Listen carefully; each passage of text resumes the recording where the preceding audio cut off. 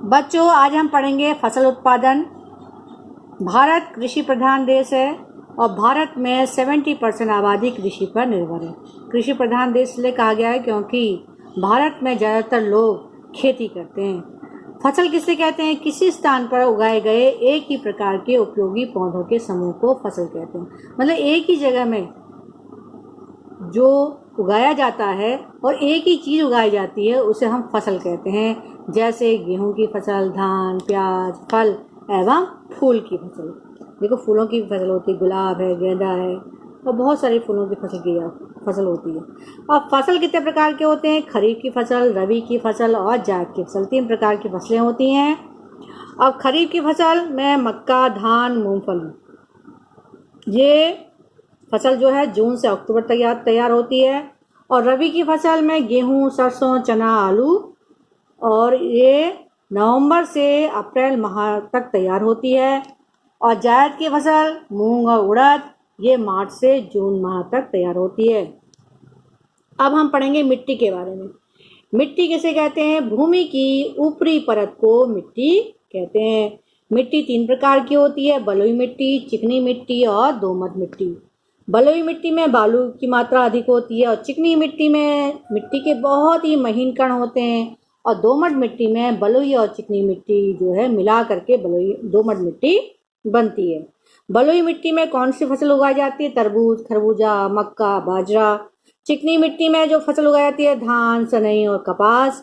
और दोमट मिट्टी में जो फसल उगाई जाती है वो गेहूं, चना, मटर और टमाटर। इसके अलावा और भी फसलें होती हैं।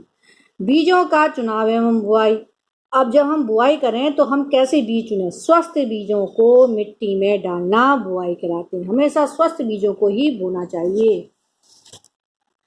अब है बुआई के तरीके। बुआई के तरीके 2 प्रकार के होते हैं: छितरा करके, एक गहराई में दबा कर। छितरा करके मतलब जो महीन दाने होते हैं उन्हें हम छितरा देते हैं खेतों में और फिर वो उगाते हैं। जैसे गेहूं है, सरसों के दाने बहुत महीन होते हैं, उन्हें भी छितराया जाता है। तो ऐसे जो महीन दाने होते हैं, जो महीन बीज होते हैं, उन्हें छितरा करके बोया जाता है। और गहराई में दबा के जो बीज थोड़ा बड़े होते हैं, जैसे मक्का का दाना, और कुछ दालें होती हैं जो बड़ी बड़ी होती हैं, उन्हें बोया जाता है। जैसे बीन होती हैं, बीन की जो बीज होते हैं वो बड़े होते हैं, उनको दबाया जाता है। अब है मृदा में पोषक तत्व उर्वरक। मिट्टी में यदि पोषक तत्व नहीं होंगे या उसमें उर्वरक नहीं होगा तो पौधे जो हैं वो सही तरीके से नहीं उग पाएंगे। पौधे वृद्धि एवं विकास के लिए मिट्टी से जल एवं खनिज लवण प्राप्त करते हैं। यदि पौधे जो हैं उनका वृद्धि हो, विकास हो, अच्छी तरह से वो बढ़ें और अच्छे उसमें फल लगें, तो उसके लिए मिट्टी से वो जल और खनिज लवण लेते हैं।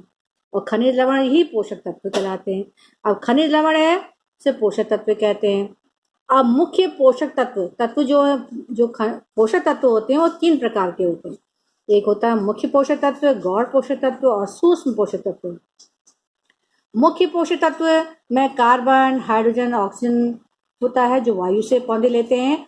और नाइट्रोजन, फास्फोरस और पोटेशियम ये भूमि से लेते हैं। और गौण पोषक तत्व में कैल्शियम, मैग्नीशियम, सल्फर होता है जो मिट्टी से लेते हैं। और सूक्ष्म पोषक तत्व जो बहुत कम मात्रा में जो पोषक तत्व की आवश्यकता होती है वो लोहा, तांबा और जिंक होता है। अब हम पढ़ेंगे फसल चक्रण किसे कहते हैं। एक फसल के बाद दूसरी फसल लगाना फसल चक्रण कहलाता है। इससे मिट्टी की उर्वरता बनी रहती है। जब एक फसल के बाद तुमने देखा होगा किसान एक फसल उगाता है फिर उसके बाद दूसरे साल दूसरी फसल उगाता है। ये इसलिए लगाता है क्योंकि मिट्टी की जो पोषक तत्व हैं वो उसमें बने रहें, उर्वरा शक्ति है उसकी वो बनी रहे। क्योंकि एक पौधे को जो पोषक तत्व चाहिए वो दूसरे पौधों को जरूरी नहीं है वो पोषक तत्व चाहिए।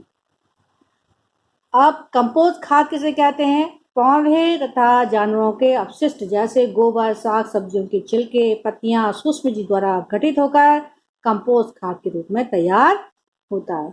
कंपोस्ट खाद का मतलब है जैसे जो बेकार के जो पौधे होते हैं या यदि हमने पौधों के जो भाग होते हैं जो काट पीट करके रखे हैं हमने, या साग सब्जी के जो क्या कहते हैं छिलके होते हैं, या जानवरों के अपशिष्ट मतलब गोबर को यदि इकट्ठा कर करके हम एक गड्ढे में डाल दें तो कुछ दिनों के बाद सूक्ष्म जीव द्वारा अपघटित हो जाते हैं, मतलब सड़ जाते हैं।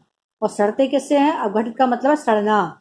और सूक्ष्म जीव, बहुत सूक्ष्म जीव उन्हें जो आंखों से दिखाई देते हैं वो अपघटित करते हैं और वो कंपोस्ट खाद के रूप में उसको तैयार करते हैं। फिर वो खाद जो है हम अपने खेतों में डालते हैं।